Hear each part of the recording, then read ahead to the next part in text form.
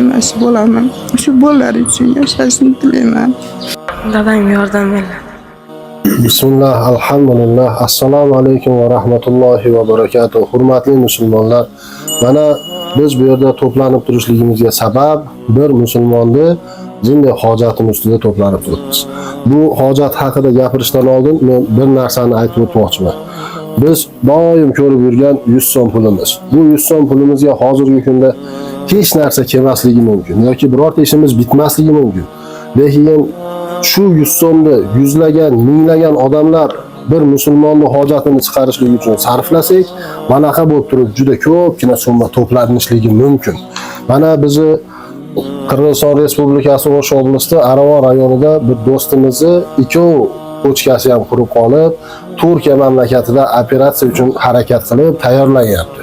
Shuning uchun mana bugun bir qancha musulmonlar harakat qilib 100 so'mdan ozginadan hissasini qo'shib, shunchalagan pul to'plandi. Yana summamiz ko'payib boryapti inshaalloh. Biz o'ylagan summaga qarab harakat qilyapmiz.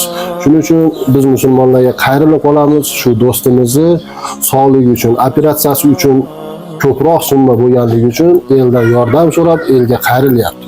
Biz sizlarga yetkazib qo'yapmiz shu insonning hojati borligi uchun. Kimdan-kim mana Zulhijja oyida boshlarida turibmiz. Ulamolar bu oyni Ramazon oyiga barobar oy deb ta'riflashgan. Sababi bu oyda qilingan amallar, ibodatlar juda ko'plab yoziladi. Kimdan-kim shu do'stimizni 3 ta farzand uchun, shu do'stimizni onasi uchun o'zining hissasini qo'shmoqchi bo'lsa, mana bu yerda M-bank nomerlar yozilgan. Yana videoda tagiga qo'yib o'tamiz. Hissalarni qo'shishlar mumkin. Bismillah, alhamdulillah, Allohga hamdlar bo'lsin. Payg'ambarimiz sollallohu alayhi vasallamga salovat salomlar bo'lsin. Bugungi mana juma kunida qilgan harakatimiz, shu aka-ukalarimiz, birodarlarimiz hammamiz bir bo'lib jamlanib, harakat qilib, xizmat qilib, mana shu pulni yig'ishligiga harakat qilgan aka-ukalarimizdan Alloh rozi bo'lsin. Va mana bu pullarni bergan Tepaqo'rg'on, Lenin, Chekavod, Aravon rayonidagi Beshkaram aylidagi hamma birodarlarimizdan Alloh rozi bo'lsin. 50 so'm bo'ladimi, 100 so'm bo'ladimi, 500 so'm bo'ladimi, bergan xizmatiga Alloh taolasi jannati bilan mukofotlasin inshaalloh.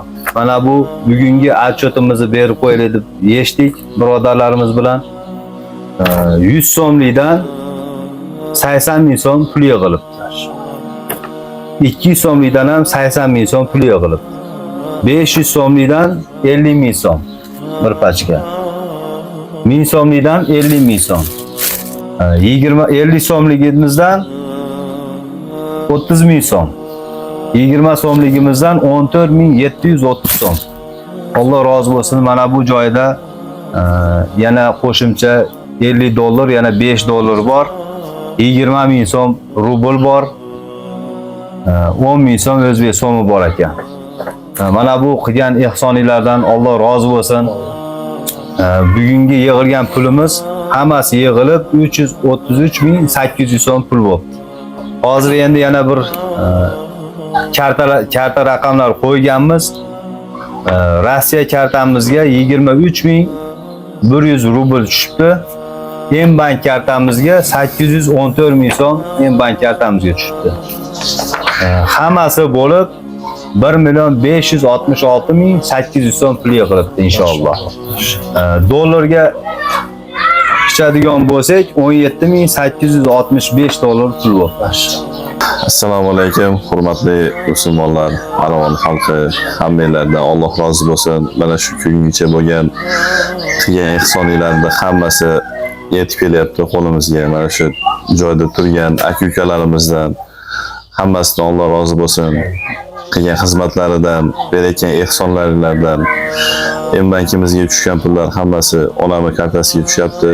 Odamlar, saxovatli insonlar bor ekan, uyimizga olib kelib berib ketyapti. Hammasidan Alloh rozi bo'lsin. Bu akalarimiz qilgan xizmatlari mana bir tiyinligicha hammasini olib kelib berishyapti. Alloh rozi bo'lsin hammanglardan. Rahmat, sog' bo'linglar. Qur'oni Karimda bir oyat bor. Bandalarim,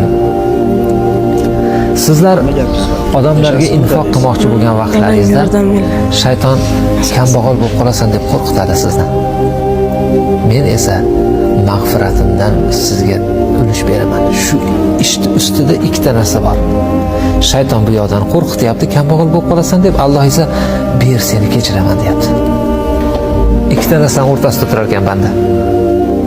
Tanlash esa bandan o'zidan. Vassalomu alaykum.